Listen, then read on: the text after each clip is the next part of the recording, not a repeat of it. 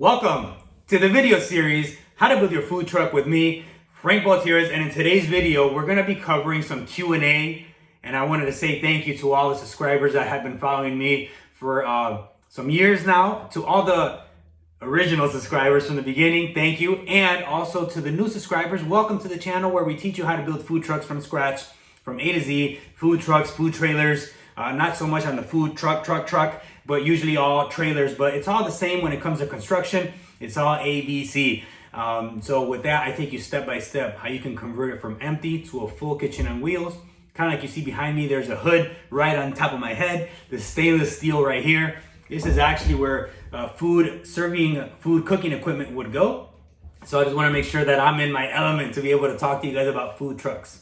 And right now is actually some of the best timing to be able to ramp up your construction or to wrap up the last pieces, or if you're just starting out, just like this is the perfect time to be able to just give it all you got and be ready for food truck season. I say that because out in the northern states up here, for us, we're in the Chicagoland area, it's a little bit chilly right now to actually be open. So a lot of food trucks, I wouldn't say all, but a lot of food trucks do not open when it comes to the season right now being winter. But we are getting ready for like March and April, which is not that long away. It's about less than 90 days to be honest. So that'll be here before you know it, lickety split as they call it. So with that, I wanted to make sure that I cover some Q&As. That way you guys get the confidence, right? Or the ability or the know-how or the knowledge to be able to take this project upon yourself, because I believe that there is no better way and to be able to have your food truck than to build it yourself. If you have a little bit of as they say, sweat equity that you want to build in there, you save a little bit of money, and at the same time, you're able to fix anything that breaks down the road without having to call somebody every single time to come fix it for you. So that's why I love building my own food truck. I've been in the construction business for a long time. So to me, building these was kind of like a breeze, just because I've been in the construction business for a while. So with that, enough of me yapping around. Let's get right to the Q&As. Again, this is something that I found on Google, that I do believe that Google answers a lot of our questions for us. And maybe you found me through Google on how to build a food truck, because if you Google how to build a food truck, usually my videos come up. I like to say that's my claim to fame. But with that, I found a checklist that they give us when we're building out a food truck, and it kind of covers a lot of the construction questions that we have. It's not gonna tell you, hey, you need to do this or you need to do that step by step, but it does give you guidelines. So if you Google, usually your county name, wherever you live in, for us it's DuPage County, you put DuPage County mobile vendor requirements, it should pop up some type of link, some type of PDF, or it'll even give you a number to your health department if they don't have it, and I'm sure you can call them and ask them if they have any type of documentation that they can send you that will help you build the food truck or food trailer to their specs of what they want. So that's the biggest tip that I can give you. That way you eliminate a lot of the questions that can go back and forth like with me, because I do answer questions if they get submitted to the YouTube channel here, or to rollingburritosfoodtruck@gmail.com. Those are usually the only two places I answer questions. Sometimes you guys do send me DMs, and I highly request that you don't, because sometimes they get sent to spam, and then it's not that I ignore them, it's just I never see them. So I just want to make sure that you guys don't feel like I ignored you, but sometimes you go to spam or the request file on Instagram, and I typically don't reply to those. So make sure that you send them to rollingburritosfoodtruck@gmail.com or on the YouTube comments section, because I'm going to do a weekly show where I answer Q&A questions. And today's going to be just a very broad Q&A question of how do I get started, what do I do, and where do I go for more information. And then we're going to get more in depth as the questions come in. But with that, let's get started right away. Again, I'm Frank Baltierez. If I didn't introduce myself, I'm sorry about that. But So I Googled DuPage County mobile vendor requirements, and then it popped up this PDF. I literally just printed this off a few minutes ago. So it's fresh off the press, as they call it. So I'm going to read you the main highlights of here. I don't want to read each and every one sentence by sentence because we're going to get bored and we're going to be here forever. And we're going to make this video nice and short. So it says, all current DuPage County Health Department permit stickers shall be attached to the cart, truck, or trailer. That's after you get approved. They give you a sticker. You have to put it on the bumper of your truck or trailer. That way they know that you're approved. I'm assuming that every single county does that, and they make you do that so that way they know that you're approved by the health department. So also it says all food must be obtained from an approved source. That means that you have to buy your food from, let's say, Costco, from a grocery store, from a restaurant depot, a distributor. You just can't go and buy it wherever you want. That's not health department approved. So that's pretty much what it's saying. And all food must be labeled, and make sure that you have it labeled properly. Have it there. It says if a probe thermometer is required for monitoring food temperatures. So when I went to go do my health department inspection, they make sure that you have a probe thermometer hanging in there. They don't need you specifically to measure a meat or something. They just want you to make sure that it's in your truck or trailer.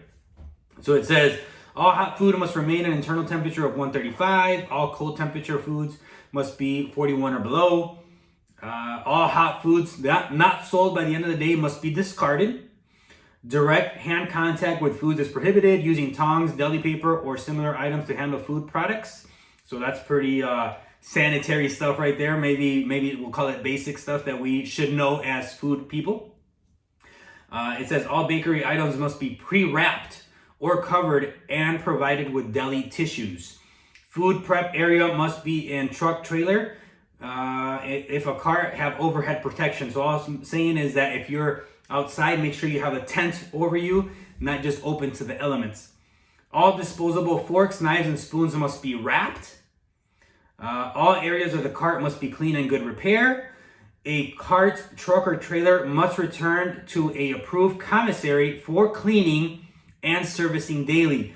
It does not say to be stored. For us here, we do not need to store our truck or trailer at the commissary. I know a lot of places do. I'm assuming California is one of them. They have a very strict building policy for food trucks, and I think they make you park at a commissary. Out here with us in Illinois, in DuPage County specifically, we do not need to park at a commissary. However, we do need to return to it for cleaning and servicing when we're done with our daily, if we do just caterings, whatever it may be. It says the last inspection from DuPage County, they give you like an approved inspection report, must be kept on the truck, trailer, or cart. The company name must be displayed on the side of the cart, truck, or trailer. And that's actually like marketing 101, right? You want to make sure that you are a rolling billboard. For me, it's rolling burritos. So you want to make sure that you market yourself well. That's number one of any business that you do. For us, and like in our construction company, we have our trucks laid, we have our logos on the side as well. We had clear windows, and instead of putting just black tint, we did the tint where it has actually the company logo, which worked out really nice.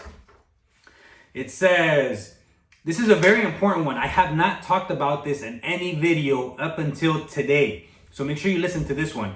At least one employee must have a food service manager certification if handling open food, a hot dog or a cart.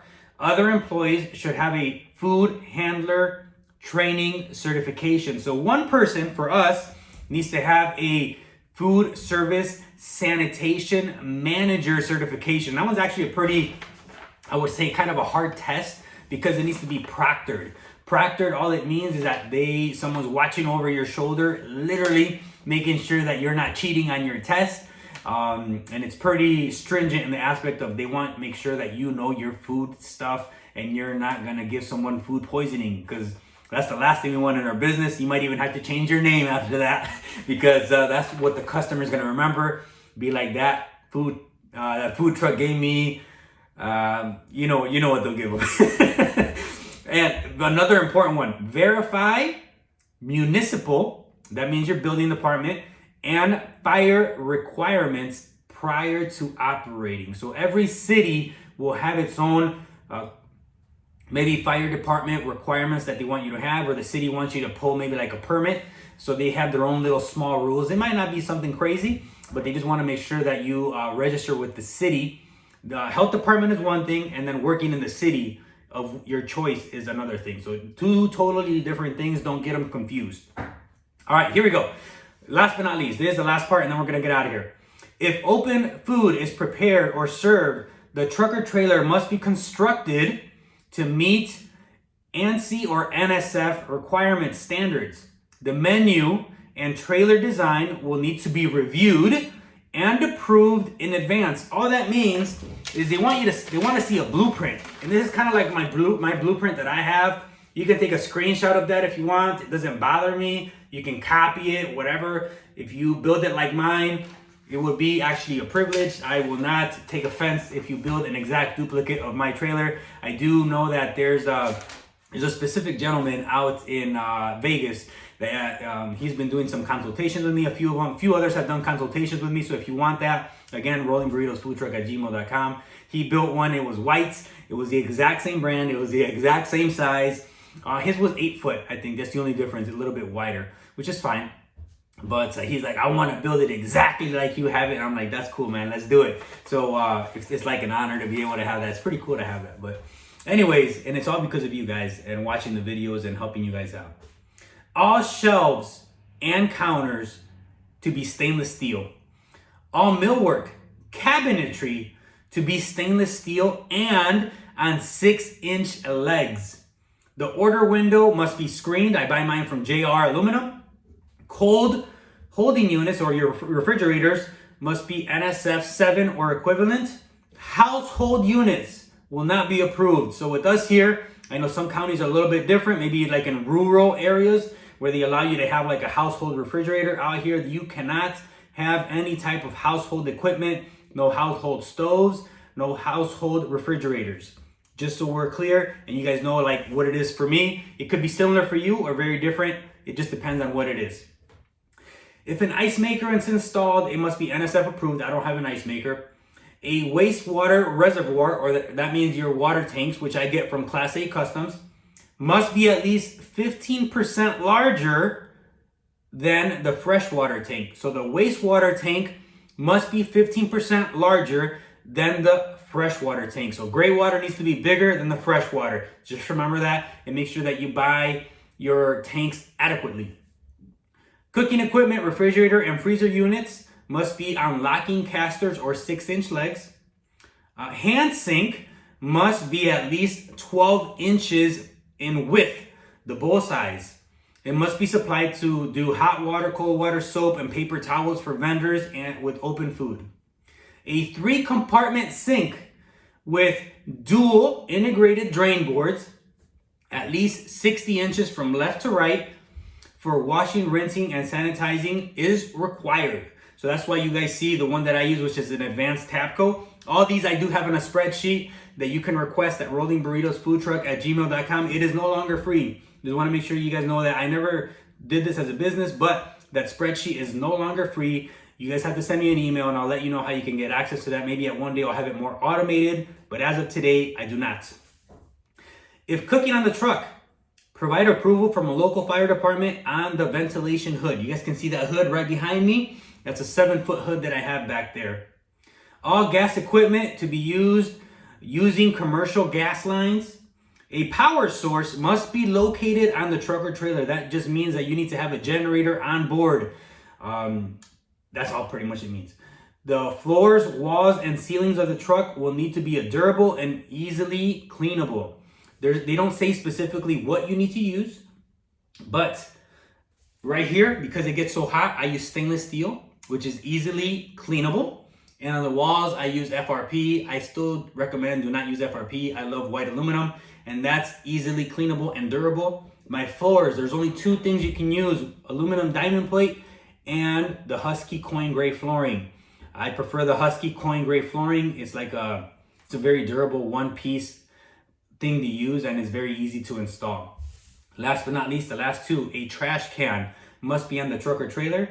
And again, food service sanitation manager certification must be on board. So you must print that certification and have it on your truck or trailer. Again, that's it for that list. Here's a little blueprint if you guys ever need it. There it is. Take a screenshot. And again, I want to thank you for watching. Hopefully that answers some of your Q&A, the basic Q&A questions. Again, drop them in the comments or send me an email at the email that I stated previously. Thanks again. I'm Frank Baltier's, where I show you how to build food trucks from A to Z. Welcome to a brand new year, and get ready to serve your wonderful concoctions to the world, because they want to see it and they want to taste it. Thanks again.